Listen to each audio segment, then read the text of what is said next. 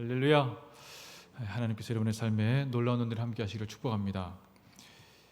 예수님의 이 본문은 예루살렘 성전에 입성하고 난 뒤에 예루살렘 성에 입성하고 난 뒤에 성전을 보시면서 말씀하신 대목입니다. 원래 또 이렇게 다른 본문에는 보시면 감람산에서 보셨다 이렇게 얘기도 하는데 정확하게 장소는 나와 있지 않습니다. 아무튼 이 정면으로 바라보이는 예루살렘 성전, 당시의 성전을 리모델링을 하고 있었습니다.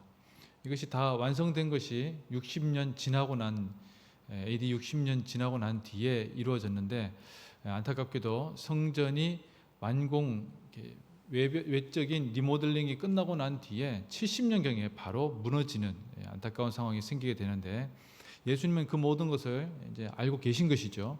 그러면서 제자들이 예수님 보십시오, 이 성전이 참 아름답지 않습니까? 이렇게 얘기를 합니다.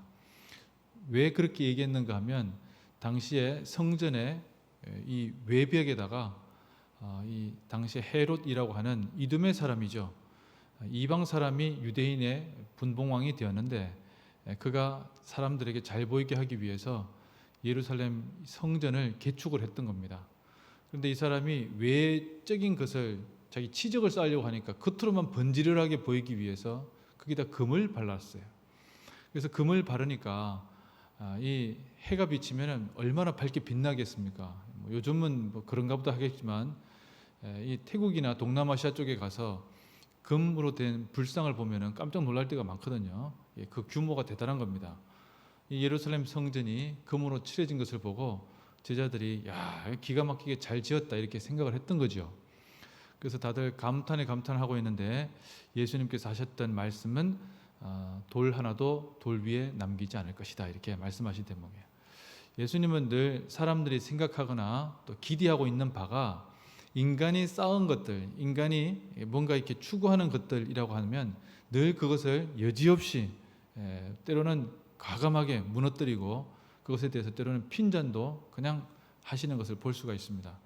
오늘 본문 같은 경우에도 제자들이 뭐 이렇게 성전 바라보면서 여러 가지 생각을 하고 있을 때 예수님께서 그 성전을 바라보시면서 우셨다는 대목이 나옵니다.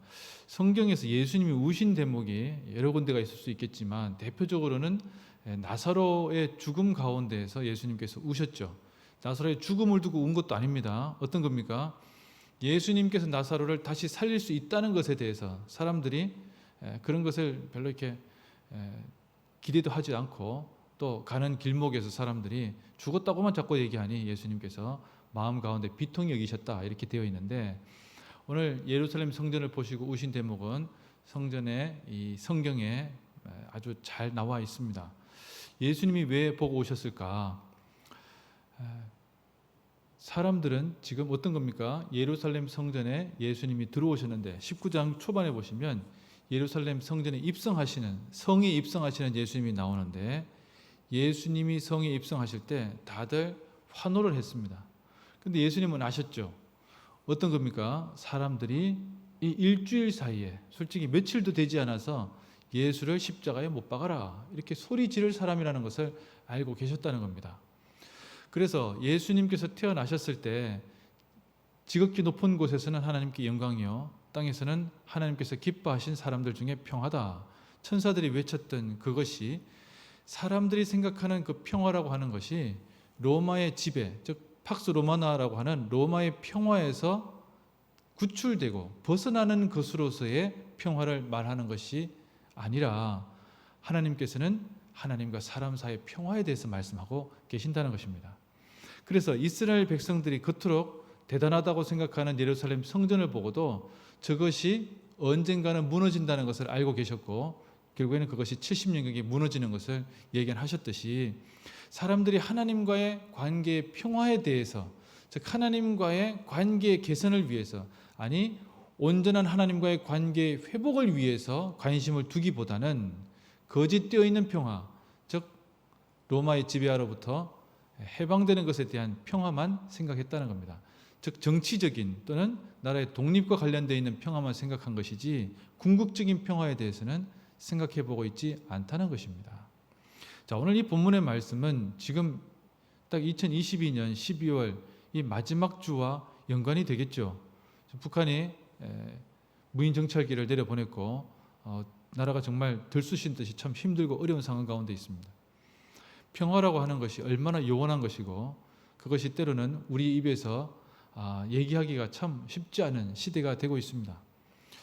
과연 이 시대에 오늘 이 예루살렘 성전을 보고 우신 예수님, 그리고 예루살렘 성전을 바라보면서 안타까워하시는 예수님의 모습, 사람들이 정말 평화라고 생각하는 것에 그것의 허상을 말씀하고 계신 예수님, 우리에게도 다시 한 번 더 질문을 하고 계신 것 같습니다.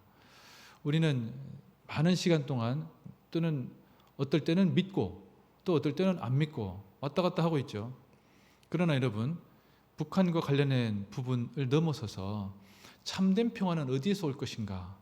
북한은 어떻게 하면 참된 평화를 가져올 수 있을 것인가? 그들이 무기를 만들고 여러 가지 상황을 타개하기 위한 획책을 하는 것의 가장 바탕에는 평화가 있겠죠. 그런데 어떻게 그들에게 평화가 올 수 있겠습니까? 하나님과의 사이에서 진정한 평화가 도래할 때 그들에게 평화가 있지 않겠습니까? 신앙인들은 그들에게 또 우리에게도 이것을 선포해야 되지 않겠습니까?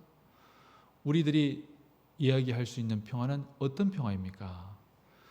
많은 권력을 가지고 또는 많은 전투력을 가지고 전쟁에서 승리를 할 수 있을 것입니다.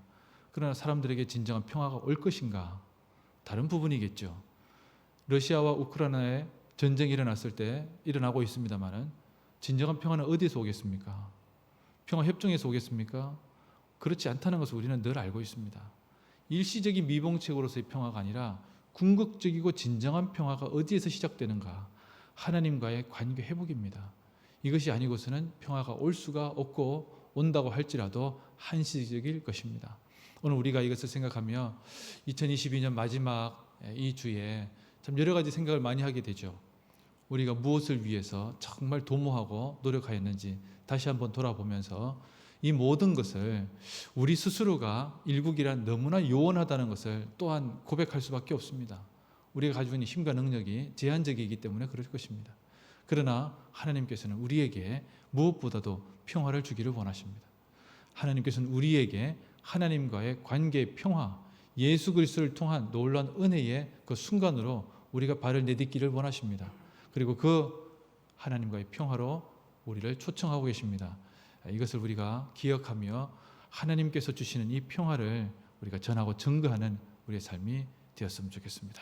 기도하겠습니다.